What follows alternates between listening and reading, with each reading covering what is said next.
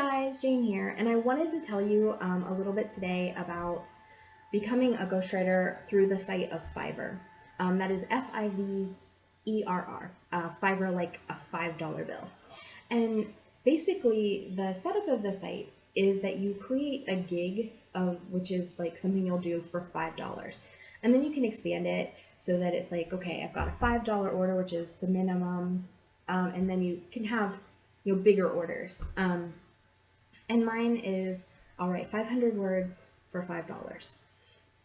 And of course, most people don't order 500 words, they order thousands of words. So I have different level setups that they can buy at any level. So if you're choosing to use Fiverr, some of the great things about the site are, number one, you do have some protections. So like, customers have to pay you if you do the work. And they can intervene for you if a client has an issue with what you wrote. This can sometimes be a problem if a client complains about your work, and I've had that happen before.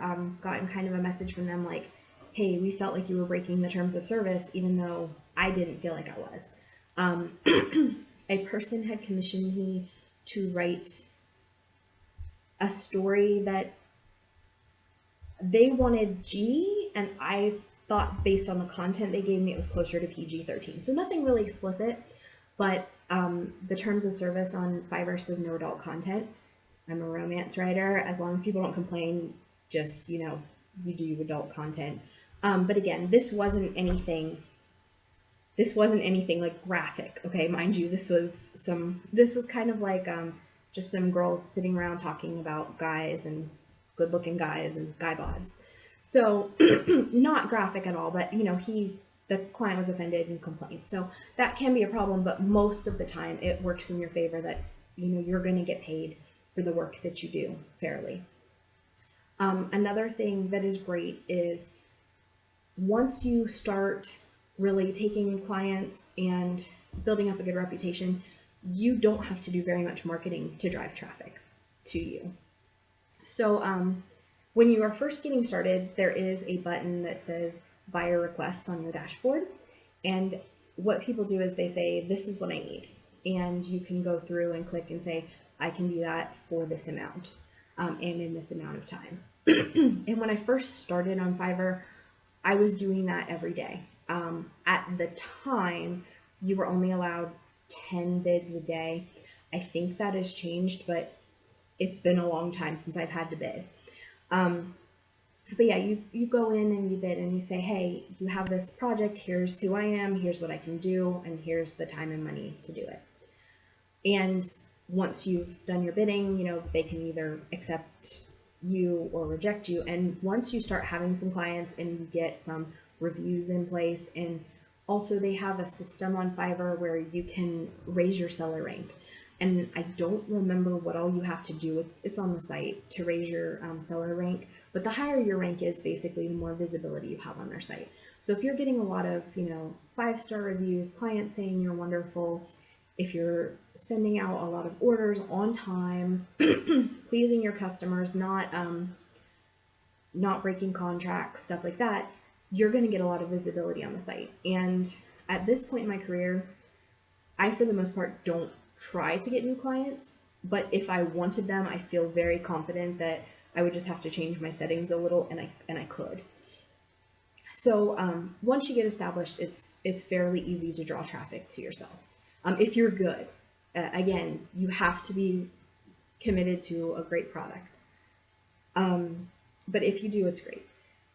The big downside to Fiverr is, besides, the problems I have with the terms of service, and some of their terms of service are kind of strange, so you have to be careful that you're playing by the rules.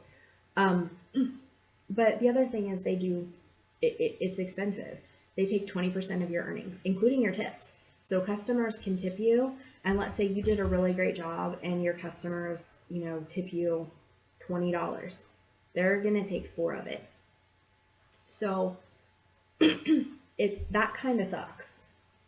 But at the same time, you're getting a lot for that 20. It just sometimes in the back end, you're like, oh my gosh, it's just so much work and you are still working the same, if you're private, I'm a private ghostwriter, and then I'm also a ghostwriter on Fiverr. And my private clients, I make the money directly, so I get paid 20% more for private clients than I do on Fiverr. But on Fiverr, I don't have to go looking for clients, they just come to me.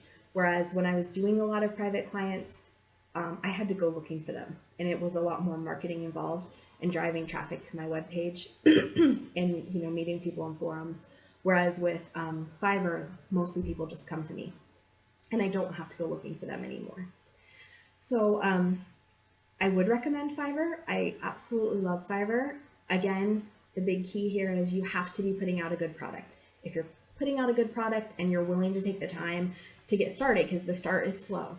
I've actually helped 3 or 4 other people get on Fiverr and start to sell, and some of them succeeded really well and some of them didn't.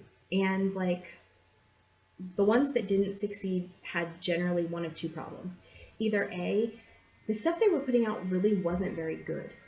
I'd read a couple things and it was like, I wouldn't have wanted to pay for that.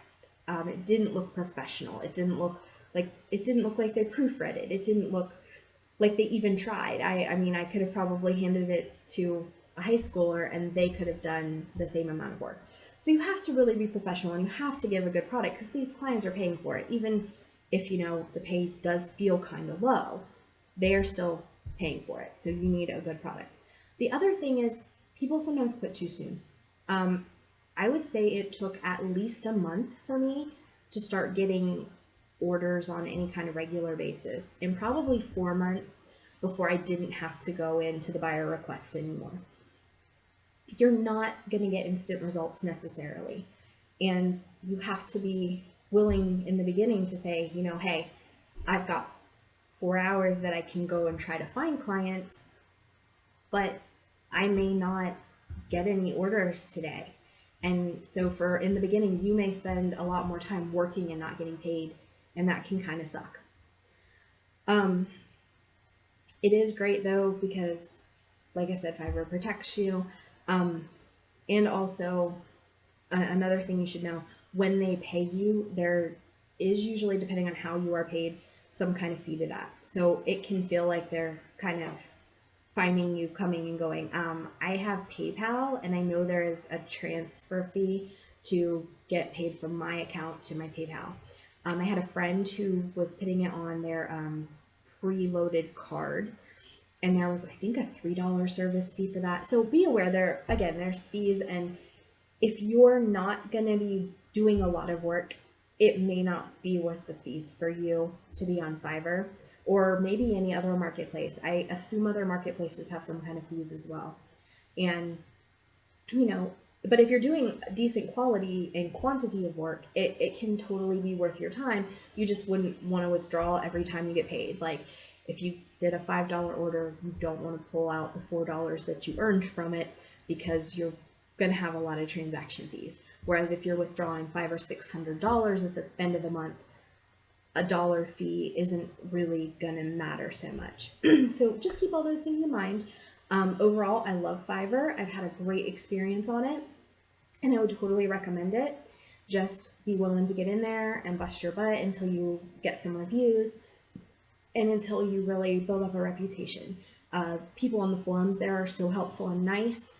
Make sure that you are following the terms of service. Make sure that you're giving a great product and being good to your customers, and just, really putting your heart and soul into it, because I think people can tell. And if you do that, you'll build up long-term clients. A lot of the clients I write for, even now, I've been writing for basically since I started doing this regularly. And a few I even took all the way from 2014. I announced, I messaged them and I was like, hey, I don't know if you remember me. I worked for you in 2014. I left, I came back, and I had a couple that came back with me and said, oh, you're back here. We want to do another project with you.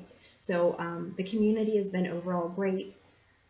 One other thing though that I should mention about Fiverr, the people on Fiverr tend to be people who don't want to pay a lot of money. So make sure that you're pricing according to the marketplace.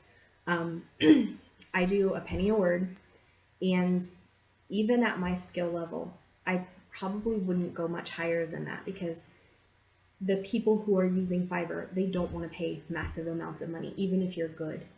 A lot of the people there are kind of looking for a deal. When I first started, I think I was doing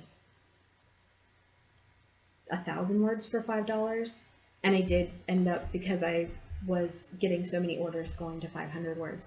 But just be aware of the marketplace, be aware of the costs, because people on that site won't pay it. They are not going to pay a huge amount of money. So if you're looking to make like 10 cents a word, you probably need to go somewhere else. You're not probably going to be able to do that on Fiverr.